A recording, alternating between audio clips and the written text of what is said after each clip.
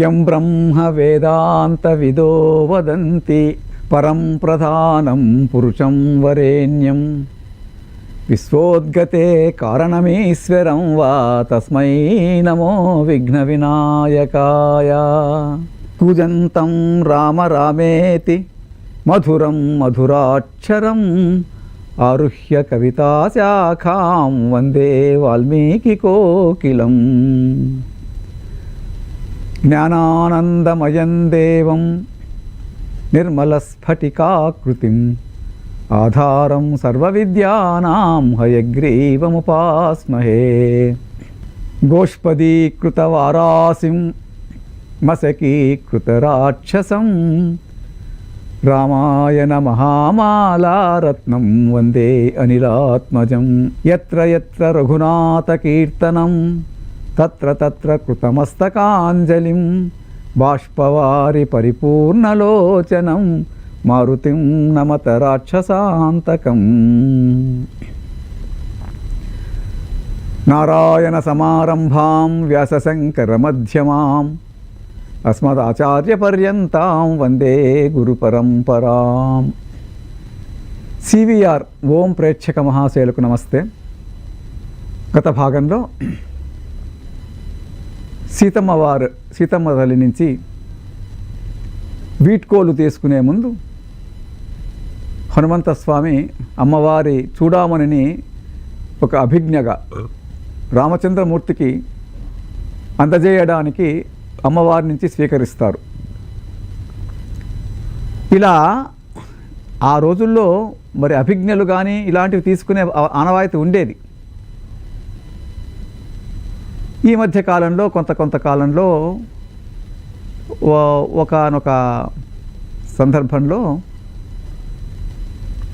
ఒక సర్వెంట్, ఒక సేవకుడు, అంటే కాస్త మనము ఈ కథ నుంచి కాస్త మన పక్కకు తక్కువ వెళ్తున్నామని కాకుండా ఒక చిన్న దృష్టాంతం, అంటే ఒక నిర్మలమైనటువంటి అమాయకత్వం ఎలా ఉండేది అంటే ఒక రోజుల్లో ఒక 50 ఏళ్ళ క్రితం మాట జరిగిన విషయం అన్నమాట ఇది. ఒక సేవకుడు ఏదైనా పని మీద తన యజమాని పురమాయిస్తే వెళ్తూ ఉండేవాడు. ఆయన పేరు ఎల్లప్ప అని పేరు.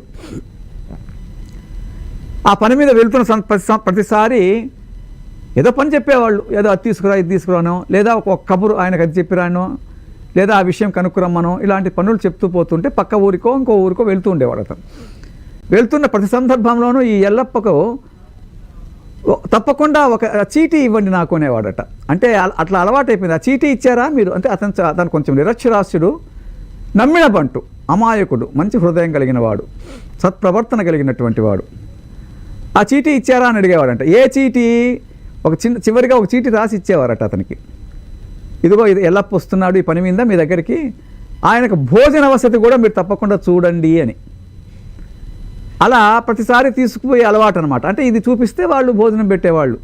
ఒకవేళ చీటీ లేకపోయినా కూడా పెట్టేవాళ్ళు కొందరు ఉండొచ్చు, ఆ సమయాన్ని బట్టి, ఆ సందర్భాన్ని బట్టి, ఆ పనిని బట్టి. పక్క ఊరికో ఆ ఊరికో వెళ్తుండేవాడు ఆయన, కొంత దూరం అయినా సరే. ఒకసారి ఏమైంది, చీటీ ప్రతిసారి చీటీ ఇచ్చారంటే వీళ్ళు చీటీని గుర్తు చేసుకునేవాడు, ఎందుకంటే తనకు భోజనం కావాలి కాబట్టి అక్కడ పోయే చోట. అమాయకుడు, భోలాభాలి మనిషి ఈ ఎల్లప్ప. ఒకసారి ఏమైంది, ఆ చీటీ అడిగి తీసుకోవడం మర్చిపోయినాడు ఈయన. మర్చిపోయి వెళ్ళాడు, ఆ పని చూసుకున్నాడు అక్కడ ఆ ఊరిలో. మధ్యాహ్నం అయింది, కానీ వెళ్ళే ముందే తెలుసుకుంటాడు, దారి మధ్యలోనే గ్రహిస్తాడు తను, నా దగ్గర చీటీ లేదు, నేను చీటీ తీసుకోవడం మర్చిపోయినాను, వాళ్ళు ఇచ్చినట్లేదు ఆయనకు భోజనం పెట్టండి అని. ఆ రోజుల్లో ఈ చరవాణీలు, ఈ ఫోన్లు ఏం లేని రోజులు కదా. సరే చీటీ తీసుకోని సంగతి తాను గుర్తిస్తే చీటీ లేదు, మరి ఎలా చేద్దామని వెళ్ళినాడు. వెళ్ళి పని ముగించుకున్నాడు. పని ముగించుకున్న తర్వాత ఇంట్లో నుంచి చీటీ లేదు కదా పాపం, ఆయన భోజనం పెట్టమని అడగాలనే ఆలోచన స్ఫురణ కూడా లేదు. చీటీ లేదు నాకు, నేను అన్నం అడగడానికి వీల్లేదనే పాపం ఆయనకు వెనక్కి వచ్చేసాడు. అంటే నిరాహారంగా ఉపవాసంగానే వెనక్కి వచ్చేసి, ఏమన్నా తిన్నావా ఎల్లప్ప అంటే, మీరు చీటీ ఇవ్వలేదు కదా, నేను అక్కడ తినలేదు అని. అంటే ఈ విషయం ఎందుకు చెప్తున్నానంటే అట్లాంటి అమాయకత్వం, భోలాభాలితనం ఉండేది ఆ రోజుల్లో. అంత పవిత్రమైన హృదయాలు ఉండేటివి. దాదాపు అంతే పవిత్రమైన హృదయం అంటే మనం ఎందుకు ఆ దృష్టాంతం చెప్తున్నామంటే, హనుమంత హృదయం కూడా ఒక్కొక్కసారి అంత పసిపిల్లవాడి హృదయం. అందుకనే నాకు మీరు గుర్తుగా నాకు మీ అభిజ్ఞ ఒకటి ఇవ్వండి. ఏ అభిజ్ఞనైతే రామచంద్రమూర్తి చూసి గుర్తుపడతాడో అని అడిగి తీసుకుంటాడు. చూడమని ఆమె ఇస్తుందన్నమాట. ఆ చూడమని కళ్ళకి అద్దుకొని తీసుకుంటున్నాడు. ఈ పిట్ట కథ లాంటిది నేను ఎందుకు చెప్పానంటే, ఒకానొక నాడు ఆ మంచితనం ప్రజల్లో, మనుషుల్లో ఉండేది. ఆ మానవీయ దృక్కోణం ఉండేదన్నమాట. ఆ అమాయకత్వం అంటే ఎవరికి హాని చేయని నిష్కపటమైనటువంటి చాలా ఒక మంచి ప్రవృత్తి కలిగినటువంటి మనుషులు ఉండేవారు. రాను రాను రాను రాను డికడెంట్ సొసైటీ అంటారు కదా, సమాజంలో విలువలు దిగజారుతున్న నేపథ్యంలో మనం ఉన్నాం. సరే, అది అలా ఉంచితే కథలోకి వస్తాం. హనుమంత స్వామి చూడమని తీసుకుంటాడు. పెద్ద వ్యూహకర్తగా ఆయన చూస్తాం మనం. అక్కడ ఒక వ్యూహరచన చేస్తాడు ఆయన. ఏమి వ్యూహరచన చేస్తాడు? తను రావణాసురుని దగ్గరికి వెళ్ళి రావణాసురుని మానసికంగా బలహీనపరచాలంటే రావణాసురుని ముందు తన రాముని యొక్క శక్తి సామర్థ్యాలు చెప్పాలి, వానరసేన యొక్క శక్తి సామర్థ్యాలు చెప్పాలి, సీతమ్మ తల్లి యొక్క గుణగణాలు చెప్పాలి, ఆమె మహిమ గురించి చెప్పాలి, ఆ మహత్యం గురించి చెప్పాలి, ఆమె పాతివ్రత్యం గురించి చెప్పాలి, వాడిలో కొంత కనువిప్పు కలగాలి. ఆ విధంగా శత్రువును ఒక దెబ్బ కొట్టి శత్రువు కోటలో పాగా వేయడం అనమాట. అది అంత నిర్భయంగా ప్రయత్నం చేస్తాడు.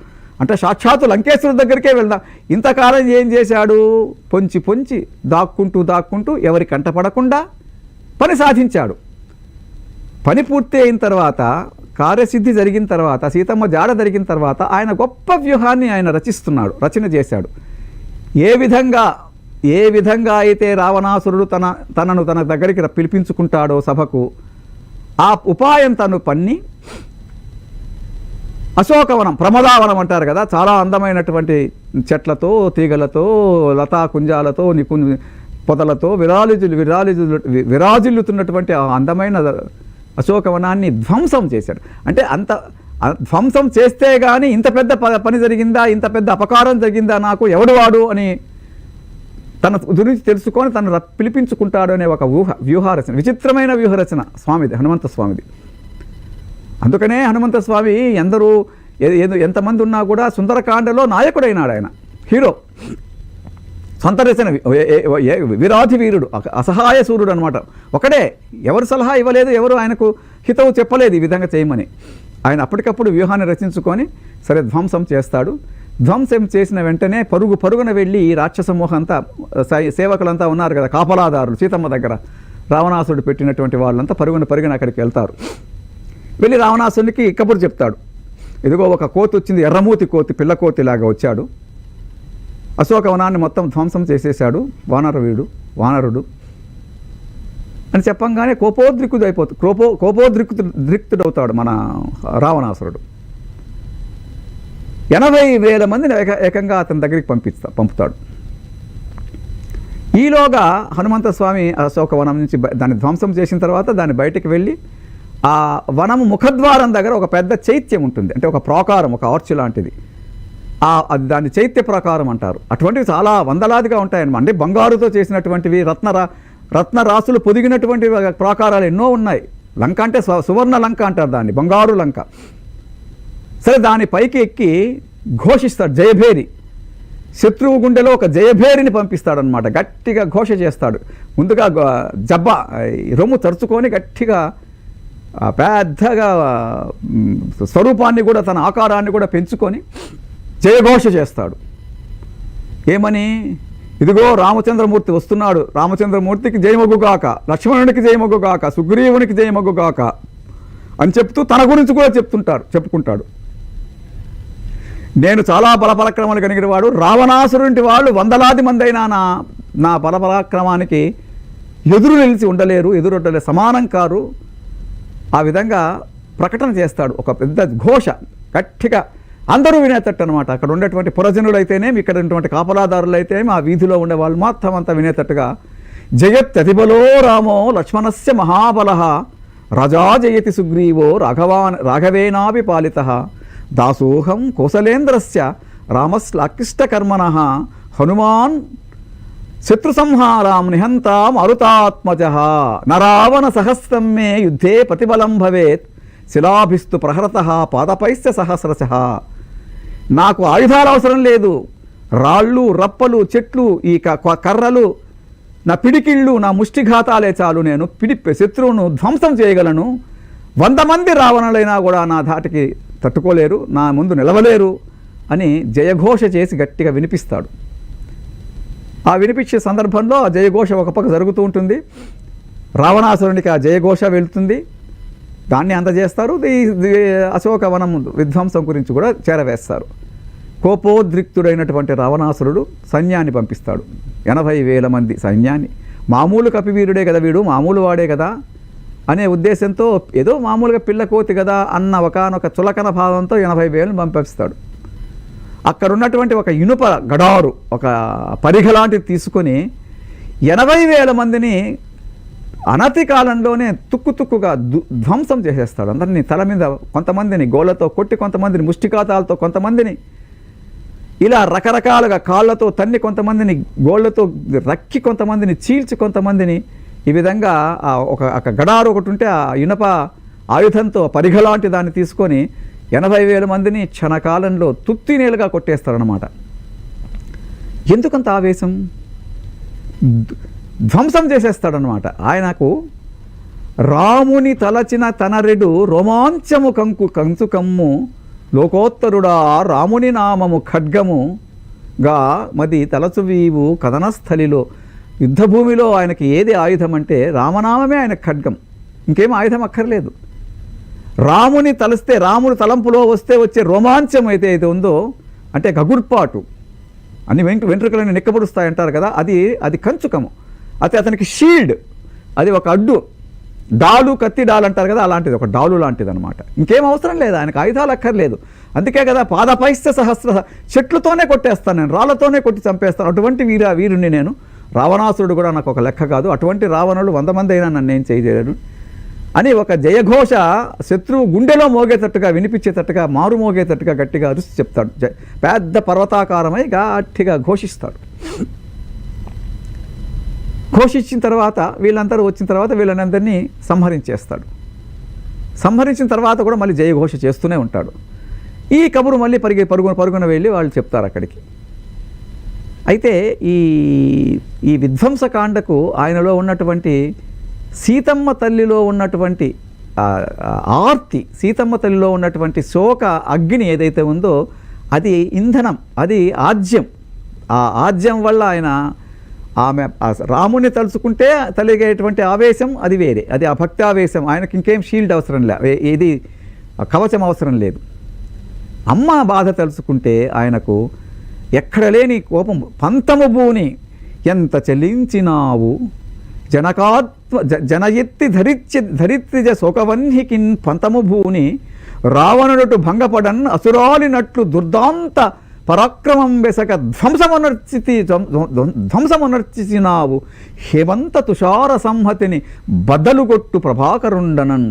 హేమంత తుషార సంహతి, ఆ మంచు రాసి కుప్పగా ఉంటే దాన్ని బద్దలు కొట్టాలంటే సూర్యరశ్మి పడాల.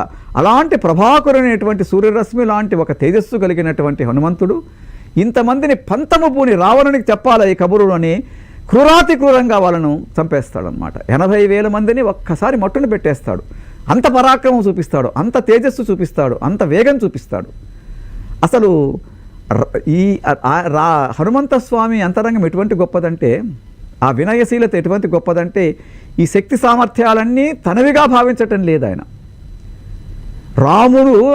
రామునికి నేను బంటు అన్న భావమే, అన్న తలంపే ఆయనకు ఒక విభూషణం లాంటిదట. రాముని బంటు నేనడు రమ్య విభూషణమున్న చాలదే నీమయి కాంతులీనగా రజనీకర బింబము బోలే గుండెలో ప్రేమము ఒక్కవైపు రణభీమ పరాక్రమ సత్యశీలమున్ స్థేమము ఒక్కవైపు వసించెడు రాముడు స్ఫూర్తి నీకిలన్. హనుమంత స్వామికి స్ఫూర్తి ఎవరంటే రామచంద్రమూర్తి. రామచంద్రమూర్తిలో ఒక పార్శ్వము ప్రేమైకమూర్తి అన్నమాట. ఆయన అవ్యాజమైన ప్రేమ. అకృదేవ ప్రపన్నాయ తవాస్మీతి యాచతే, ఎవరైతే నేను నీవాడును అంటారో అటువంటి వారికి అభయం ఇచ్చేటువంటి మహనీయమైన మూర్తి అన్నమాట. అది ఆయన ఆ లోకోత్తరమైనటువంటి ప్రతిజ్ఞ తీసుకుంటాడు. ఒక సందర్భంలో మనకు రానున్న కార్యక్రమాల్లో మనం వివరించుకుందాం. విభూషణుని దగ్గర విభీషణుడు శరణుదొచ్చి వచ్చినప్పుడు అప్పుడు చెప్తాడు, సకృదేవ ప్రపన్నాయ తవాస్మీతి యాచతే అభయం సర్వభూతేభ్యో దదామ్యేతద్ వ్రతం మమ. అది నాది వ్రతమున. అటువంటి వ్రతము పూనేటువంటి రామచంద్రుని ప్రేమ ఒక పార్శ్వము, ఆయన రణభీమ పరాక్రమశాలి, ఆయనకు ఉన్నటువంటి కోదండ రాముడు కదా, రాముడు కోదండం పట్టుకున్నాడంటే ఎంతమంది సంహరించాడు. కరదూషణాదులను అనతి కాలంలో త్రుటి కాలంలో ఎప్పుడు బాణం ఎక్కుపెట్టాడో తెలియకుండా అంత వేగంగా సంహరించినటువంటి పరాక్రమశాలి. అది ఒకవైపు. ఈ రెండు పార్శ్వాలు స్ఫూర్తి హనుమంత స్వామికి. అందుకే ఎక్కడ కరుణ కనిపించాలో అక్కడ కరుణా స్రవంతి అయి కన్నీరు మున్నీరై కారిపోతాడు. అమ్మను చూసి ఆ హృదయం ఉప్పొంగిపోతుంది, హృదయము ద్రవించిపోతుంది. అట్లాగే మరి ఆ త్రిజట మన అక్కడ లంకిని దగ్గర కూడా కొంత ప్రేమ చూపించేసి ఆమెను సంహరించాడు, కేవలం లఘుముష్టిఘాతమే చూపిస్తాడు. ఇక్కడ రావణాసురునికి కనువిప్పు కలగాలి, రావణాసురునికి మాట చేరవేయాలి. మైండ్ గేమ్ అంటారు దీన్ని. సైకలాజికల్గా ఇవాళ కూడా చాలామంది మనకి ఏమిటంటే అసలు టోటల్గా సంపూర్ణంగా ఈ వార్ఫేర్ యొక్క స్ట్రాటజీసే మారిపోతున్నాయట. రాను ఒకప్పుడు యుద్ధాలు చేసి బరిలో మన సైనికులు దిగి తుపాకులు పట్టుకొని వందలాదిగా వెళ్ళి వీళ్ళు ఫిరంగులు, అదంతా అది జరగచ్చునేమో. కానీ దానికంటే మించినటువంటి ఒకనొక మానసికమైనటువంటి యుద్ధ నీతి ఇప్పుడు ఇవాళ తయారవుతుంది. ఆ యుద్ధ నీతినే మనం ఈ మధ్య కాలంలోనే పాకిస్తాన్ మీద చూపించామన్నమాట. అనతి కాలంలోనే మరి అది సింధూర్, ఆపరేషన్ సింధూర్ చేశారు కదా, అద్భుతమైన ఆపరేషన్ సింధూర్ చేసేసి ఒక్క 3 రోజుల్లోనే శత్రువు చావుదెబ్బ కొట్టేశామన్నమాట. ఇంకా తిరుగు పైకి లేనంతగా చావుదెబ్బ కొట్టిస్తారనమాట. అది మన అంటే ఏమిటి, మనం బలహీనమైన స్థితిలో ఉండి కాదు, బలవంతమైన స్థితిలో ఉండే సందేశం పంపిస్తాం. బలహీనమైన స్థితిలో ఉండి రాజీ అయిన శాంతి అంటే ఏం లాభము, అందరూ విరుచుకుపడతారు. కానీ బలమైన స్థితిలో ఉండి బలవంతమైన స్థితిలో ఉండి సందేశం పంపిస్తే, శాంతి కోరుకుంటే అప్పుడు మన మాట ఎవరైనా వింటారు. అందుకని తన బలాన్ని చూపదలుచుకున్నాడు, తన రాముని బలాన్ని వ్యక్తపరచడం తెలుసుకున్నాడు, రావణాసురునికి తెలియజెప్పదలుచుకున్నాడు. ఇదంతా ఒక వ్యూహంలో భాగంగా చేస్తున్నాడు. అప్పుడు రావణాసురుడు ఉలిక్కిపడి 80,000 మందిని ఒక్క వానరవీరుడు తుక్కుగా పడగొట్టి ధ్వంసం చేసేసి క్రూరాతి క్రూరంగా చంపి పడేశాడు కదా అని అప్పుడు ప్రహస్తుని మంత్రి కుమారుడైనటువంటి ఒక జంబుమాలిని పంపిస్తాడనమాట. జంబుమాలిని అనేటువంటి రాక్షస వీరుడు, వాడు మహాతెంపరి, చాలా ప్రగల్భాలు పలుకుంటూ వస్తుంటే వాడిని ఒక్కసారిగా రథం మీద కుప్పకు పై ఆకాశంలోకి ఒక్కసారిగా ఒక గంతి ఒక ఎగిరి అక్కడి నుంచి దూకి వాని గుండెల మీద ఒక పిడికిడితోనే ఒక్క ముష్టిఘాతంతోనే వాడిని చంపి పడేస్తారు. ఆశ్చర్యపోతాడు, అసలు జంబుమాలే మహావీరుడు, జంబుమాలిని చంపాడంటే కొంచెం అప్పుడు కొంత చిత్త భ్రమ అప్పుడు ప్రారంభమవుతుంది రావణాసురునికి.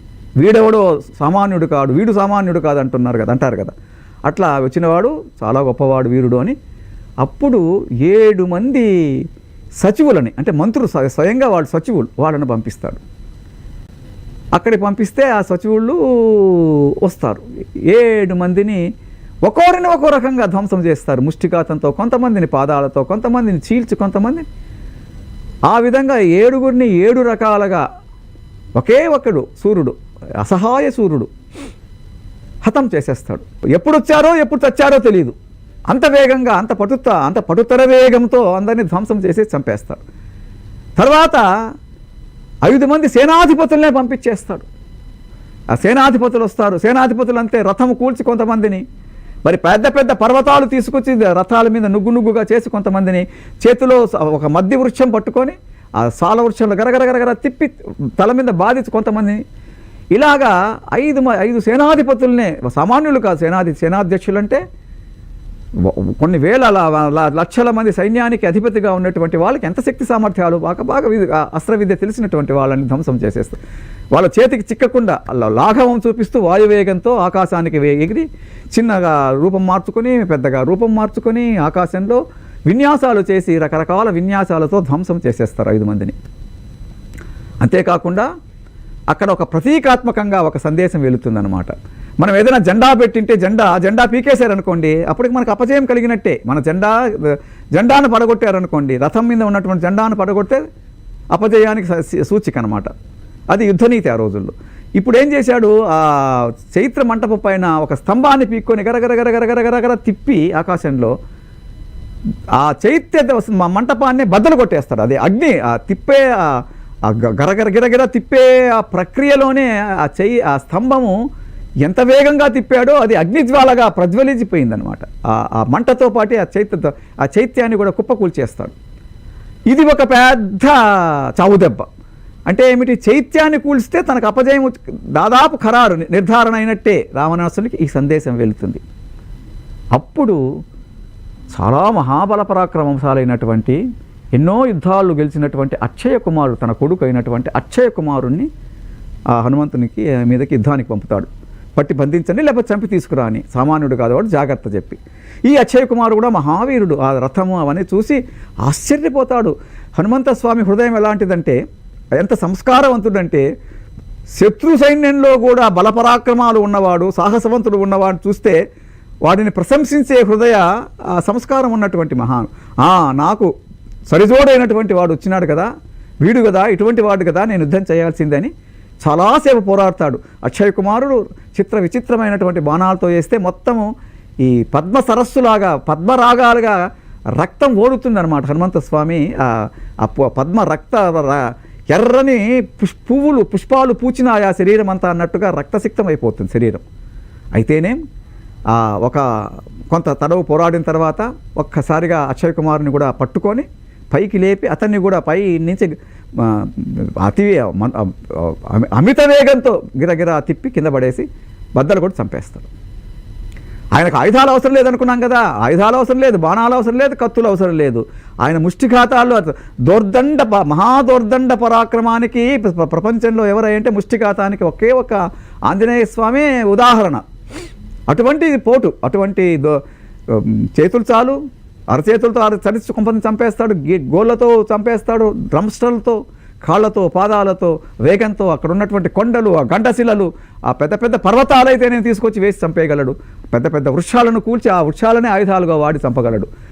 ఇంతటి ఆ విన్యాసాలు, తన శక్తి సామర్థ్యాలు చూసి రావణాసురుడు అవాక్కైపోతాడు, ధీరా పడిపోతాడు అన్నమాట. పడిపోయి అప్పుడు ఇంద్రజిత్తునే ఇంకా వేరే మార్గం లేకుండా, ఎందుకంటే రాజు అయిన వాడు సొంతంగా ఆ యుద్ధానికి న్యాయంగా ఇప్పుడు హనుమంతునితో తడపడాలంటే సొంతం తనే స్వయంగా బయలుదేరి రావాలి రావణుడు. కానీ ఒకానొక యుద్ధనీతి ఏమిటంటే చిట్ట చివరిగా తాను వెళ్ళాలి. సైనికులు సైన్యాధ్యక్షులు ఉన్న సందర్భంలో సైన్యాధ్యక్షులే మొదట వెళ్ళాలి అనేది ఒక నీతి ఆనాటిది. అందుకని మనసు భారంగా ఉన్నా కూడా తప్పని పరిస్థితుల్లో, కానీ ఇంద్రజిత్తు మీద మహానమ్మకం కదా, విశ్వాసం ఎక్కువ కదా. ఇంద్రజిత్తు సాక్షాత్తు తనలాంటి బలం ఉన్నటువంటి వాడు ఇంద్రజిత్తు. ఆ ఇంద్రజిత్తు వస్తూ ఉంటే ఆ రథము, ఆ సింహాలు పూనేటటువంటి రథం, 4 సింహాలు ఉన్నటువంటి రథం కట్టుకొని వస్తున్నాడు ఇంద్రజిత్తు ఒకవైపు.